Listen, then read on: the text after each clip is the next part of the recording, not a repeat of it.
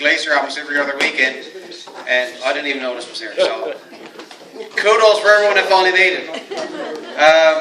I was starting to question whether, I guess, with the rain, with the snow coming down earlier, how many people were going to show up. But I think, Ma'am, it was a great turnout. Thank you. I'd like to thank everyone who showed up here tonight for coming out and make this a special night for Mom. For anyone that knows my mother, she's been planning this for the last 25 years. And I say she still got a napkin somewhere from 25 years ago when she wrote down and said that this was going to happen. Because every other day I get a phone call saying, "You're not going to believe what I just found." 1963, she found a receipt from a car, something she bought for a car back in 1963, or what someone gave her for her wedding back then, or something she wrote down a phone number. Like, I don't know where she keeps the stuff, but every other day there's something else. In my house! That's true. That's absolutely true. And that's not a joke. When she was 50, she said, if I make it to 75, I want everyone to come out for a big party. So yes, she's been planning this for 25 years. Next one should be 100. Yes, and I say that's already planned. I don't know, I'm sure, yeah, everyone knows. Because I'm going to say, every time I pick up the phone, the call is busy. So everybody here will know what she's like for on the phone.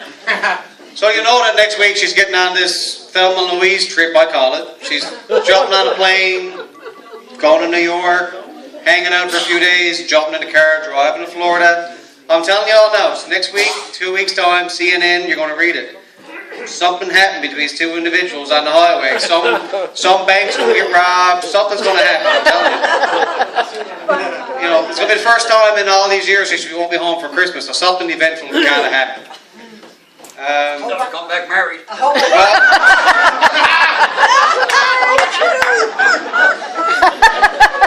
I won't say I'd be surprised. And that's probably already in plan already. That could be in the works already. We wouldn't know. I only found out tonight when she's coming back. And that wasn't from her. That was from someone else. So anything can happen. She's not sure. And that's fact. That's fact. So I just want to make sure everyone, had a great time here tonight. It's one of those nights, I guess, that you try and, I guess for Mom now, she's been looking forward to this for so long, and she said today, I can't believe it's finally here. So I'll let her, to stick around for a while yet. I think there's still a few more hours. Yeah, when you made it this, what? When you're home. Yeah, that's right. I think next, Norm Parker's going to come up and have a little bit of fun. Yep. I'm told he is. Any truth to that, Norm? So I'd like to have the call. So for me, I just want to thank everyone for coming out on behalf of my family. Wishing Mom a special happy 75th birthday. I can only hope to have half the energy and the drive that you got. I just hope I can make it to 75 and look half as good as you do. Then we'll worry about the party. So Norm, would you like to come up and say a few words on behalf and have a bit of fun with it? This is the chance. I don't know if you're going to get another one, so take it for what it's worth. Thank you.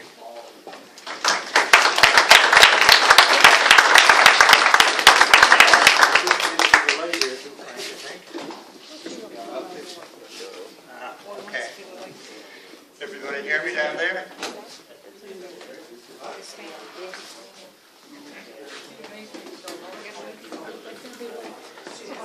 I always wanted to say this. Check, check. He's heard it a good many times, hasn't he?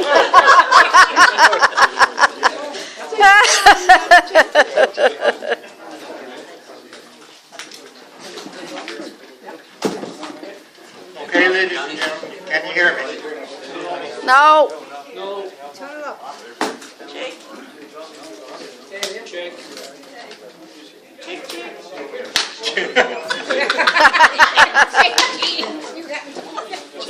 The check is in the mail. We'll start again. Good evening, ladies and gentlemen. Good evening, Norm. There's a lady sitting back there at the last table on the right with very white hair. Her name is Rowena. I've known her for going on 60 years, and she and I have been married to each other for going on 55. Wow. During all that time, she's tried to figure out how I got to be this big without growing up. when she knew we were coming here tonight, she said, Norm, you should do a poem. So I said, Rowena, how in the name of God at Jerry's party is going to want to sit down and listen to me recite the cremation of Sam McGee or the face on the barroom floor? No, you fool, she said. Do what you did to Nell. But be a little gentler, please, because you really gave her hell. So I said, who's the poet around here? You do it. But anyhow, I thought about it for a long, long time, and after 5-6 seconds, I said, okay. So I sat down and I scribbled a few lines, that not in the style, I'm sure, that would be approved by Alfred Lord Tennyson. But after a while, I figured he wasn't going to be here tonight to criticize anyhow. So I had to spend a little extra time on it because a little bit gentler, please, is sometimes hard to do. And I didn't want any 75-year-old lady upset, especially on her birthday. Now, I don't have a title for this, so if any of you were totally bored, you might think about it. So what I wrote goes something like this. When Rowena and I met Mary Lou, we couldn't have a clue that with her friendship and advice would come her mother too. She said, my mom's a real recluse. I can't get her out at night. No sweat, said we. The best for she is Powers Court open mic. Now listen here. Take her down there, the third week in the month, on a Saturday night at 8 o'clock if you want to fix her slump. Because Frank and Clay and Reg and Marg and their friends from far and near put on a show you won't believe. They'll cheer her up, my dear. And so she went, dressed to a T in many colors bright, each strand in place, each garment matched a butterfly delight. Did she enjoy the show that night? Of that there was no doubt. We hugged ourselves with sheer delight at Jerry's coming out. Now Jerry loves her open mics. You'll often find her there in CBS or Whitburn's and John's or Carbonear. She doesn't sit for very long. She's an awful gadabout. Poor Mary Lou, she can't keep up with her mother's coming out. Now she likes to go to all the shows in our old pickup truck. And when we go around the bay, she sometimes comes with us.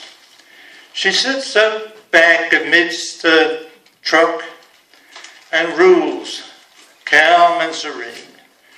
From Bellevue Beach to George's Brook, she plays her old accordion. Down there, there's OMs every week from springtime until fall. Down there, she entertains her guests. They really have a ball. But there's one thing that troubles us, and we don't know what she'll do, because when she's out there, for safety's sake, she hasn't got a clue. Did you ever think, at her age now, you hear, at 2 a.m., she'd been up on a step ladder to try to fix a fan? Or that she climbed up to the roof to replace a burned out light? We ask ourselves when going to bed, what might she do tonight? September 9th, our 54th, we went to Trinity to dine at Dock Marina and have a spot of tea. To our delight, the meal was free, but they charged us for the cake. So we're back home at 10 o'clock. More excitement we can't take. The phone rang, and Jerry said, "Oh, Norm, my water's broke. I've not a thing to quench my thirst, not even Diet Coke.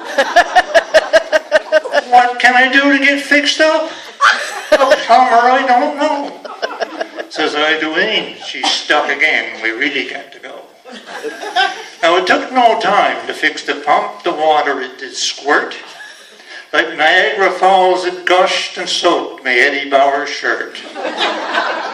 It soaked me trousers, filled me shoes, and put me in a snit. That woman looked at me and said, Norm, my dry clothes won't fit. No time flat, kettle's on. And everything was fine. Will you have a cup of coffee, Norm? Or perhaps a glass of wine? She doesn't seem to see I'm standing in a puddle on her floor, or that my poor wet body wants to get through her front door. Do you know that night those women kept me up past 3 a.m.? And all that time I'm praying, oh dear Lord, send her a man. Now Lord, it doesn't matter if he's long or short or lean. And the color doesn't matter, Lord, as long as he's not green.